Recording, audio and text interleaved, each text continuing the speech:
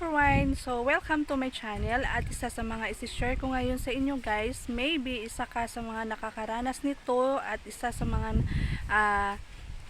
makakatulong sa iyo sa iyong mga problema, sa iyong pag-aalaga sa iyong biik or baboy. So, ngayon guys, isa sa mga nararanasan ko at isa sa mga struggle ko ay yung aking biik ay nagkaroon ng sakit. So, bigla na lang siyang matamlay, nagtatai at walang ganang kumain at minsan lang tumayo. So, isa ka ba sa mga nakaranas nito? Alam nyo ba yung gamot na o yung ayuda na ginamit ko dito ay Bactarid lang at ito yung soluble powder. So, ginamitan ko siya dahil nagtatai siya at walang ganang kumain. So, ginawa ko ay naglagay ako nito ng Aquadox sa kanyang tubig at itong Upper Light. So, mix yan.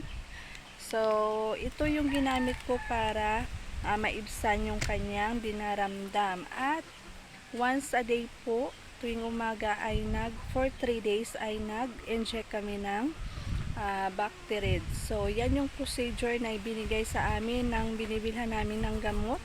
So, ipapakita ko sa inyo kung ano yung kanyang kalagayan ngayon. So, ito na guys. Ayan. Ayan. So, ganyan lang siya nakahiga. Alam nyo ba na pangalawang araw niya na itong pagdaramdam. Kawawa naman siya guys. O, ayaw niyang kumain. So, ito yung mga kasama niya. Malalakas sila. Ayan. So, yun lang talaga yung problema namin at nagpapasalamat ako dahil 2 araw na medyo nakatayo na siya ng maayos ngayon. Dahil lang dun sa Bactarid. So, yung dosage na binigay namin is 0.3 dun sa kanyang injection.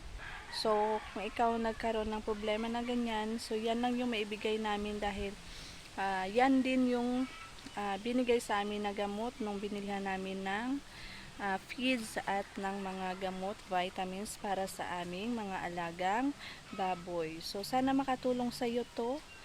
For 3 days Bactarid at lagyan nyo ng yung tubig nila ng soluble powder na Aquadox para sa pagtigil ng kanyang pagtatai at itong Upper Light. So, thank you so much everyone.